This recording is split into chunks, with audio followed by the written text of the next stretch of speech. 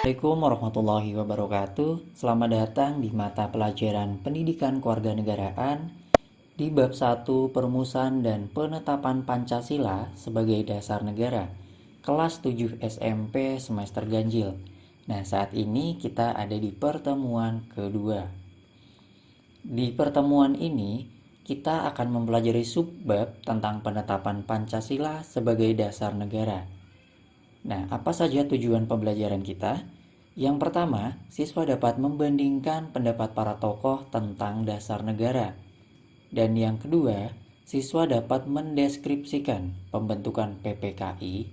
Dan yang ketiga, siswa dapat mendeskripsikan hasil sidang PPKI. Nah, ini merupakan refleksi pembelajaran kita sebelumnya. Sebelumnya, kita sudah mempelajari tentang berdirinya BPUPKI yaitu 1 Maret 1945. Sedangkan tujuannya adalah mempersiapkan kemerdekaan Indonesia serta hasil dari sidang BPUPKI, di mana sidang yang pertama itu menghasilkan dasar negara, di mana 1 Juni ditetapkan sebagai hari lahirnya Pancasila. Nah, sedangkan dalam sidang yang kedua, BPUPKI menghasilkan Piagam Jakarta atau Jakarta Charter yang merupakan cikal bakal pembukaan Undang-Undang Dasar 1945. Nah, kita langsung masuk ke materi. Seperti yang kita ketahui, bahwa sebelumnya para tokoh sudah mengemukakan pendapatnya tentang dasar negara, baik itu Insinyur Soekarno, Mr. Supomo maupun Muhammad Yamin. Nah, untuk lebih memperdalam pendapat mereka, coba temukan persamaan dan perbedaan pendapat dasar negara menurut tokoh-tokoh di atas. Silahkan tuliskan di dalam kertas. Baik itu dari Insinyur Soekarno, Supomo, dan Muhammad Yamin. Persamaan dan perbedaannya. Oke, kali ini kita akan mempelajari tentang PPKI atau Panitia Persiapan Kemerdekaan Indonesia, atau di dalam bahasa Jepang dikenal dengan Dokuritsu Zunbi Inkai. Apa itu PPKI? Jadi seperti ini. Setelah menyelesaikan tugasnya, BPUPKI itu dibubarkan. Nah, setelah dibubarkan, Insinyur Soekarno, Muhammad Hatta, dan Dr. Rajiman menemui Jenderal Terauchi Saiko di Vietnam.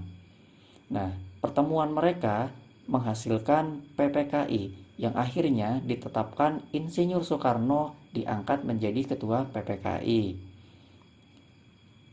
Nah, untuk meyakinkan masyarakat Indonesia, maka PPKI ini beranggotakan 27 orang Indonesia. Sebagai bukti bahwa PPKI ini memang dibuat untuk kemerdekaan Indonesia. Lalu apa tujuan pembentukan PPKI? Seperti namanya, yaitu untuk mempersiapkan kemerdekaan Indonesia, di mana kemerdekaan Indonesia yang dijanjikan oleh Jepang tentunya. Nah, setelah dibentuk PPKI, kemudian kita mengetahui bahwa di tanggal 6 dan 9 Agustus Jepang dibom oleh sekutu, tepatnya di kota Hiroshima dan juga Nagasaki. Nah, karena Jepang dibom sekutu, akhirnya tanggal 16 Agustus Jepang menyerah kepada sekutu. Nah, berita atau kabar penyerahan Jepang tersebut ini dimanfaatkan oleh bangsa Indonesia, yaitu dengan mengumumkan kemerdekaannya di tanggal 17 Agustus. Tepatnya dibacakan di Jalan Pegangsaan Timur nomor 56.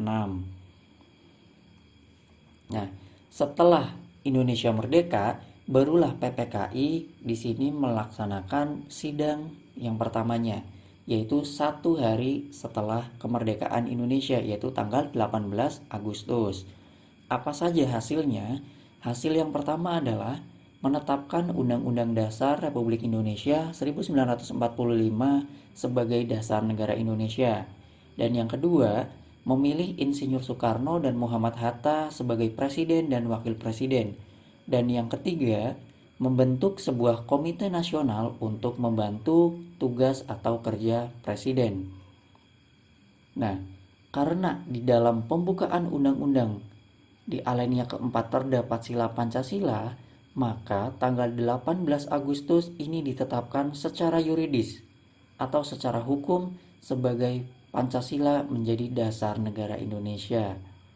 Nah, karena tadi ditetapkan undang-undang sebagai dasar negara, nah di dalam dasar negara ini terdapat sila-sila Pancasila, sehingga 8 Agustus 1945 secara hukum atau yuridis Pancasila ditetapkan sebagai dasar negara.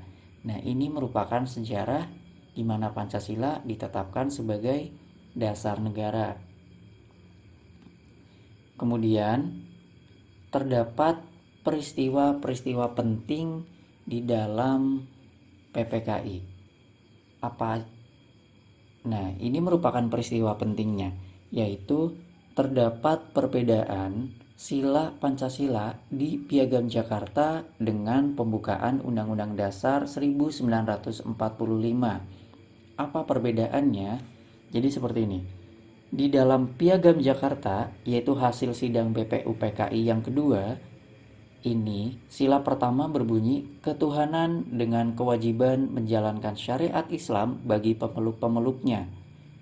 Kemudian diganti menjadi yang sekarang, ketuhanan yang Maha Esa.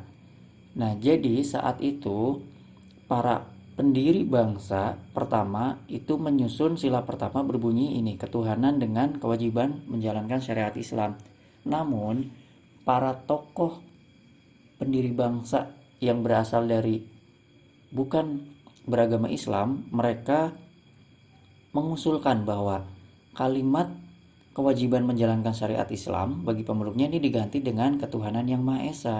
Hal tersebut dikarenakan bangsa Indonesia yang memang terdiri dari berbagai agama. Nah, karena kebesaran hati dan kerendahan hati para pendiri bangsa, maka disetujuilah perubahan tersebut. Sehingga sampai saat ini Pancasila yang kita kenal yaitu sila pertama ketuhanan yang Maha Esa. Nah, di sini kita dapat mempelajari bahwa tokoh-tokoh bangsa memiliki jiwa yang besar. Mereka tidak egois dan mau menerima perbedaan dan juga menerima usul. Nah, inilah yang perlu kita contoh dalam kehidupan sehari-hari. Nah, itu tadi merupakan materi kita di pertemuan kedua tentang PPKI. Kita harus ingat pesan dari Insinyur Soekarno bahwa bangunlah suatu dunia di mana semuanya bangsa hidup dalam damai dan persaudaraan, seperti semangat para pendiri bangsa yang mau rela menurunkan egoisme mereka demi persatuan dan juga persaudaraan bangsa Indonesia. Jangan lupa untuk subscribe channel ini dan juga like, share jika kalian merasa ini bermanfaat. Terima kasih.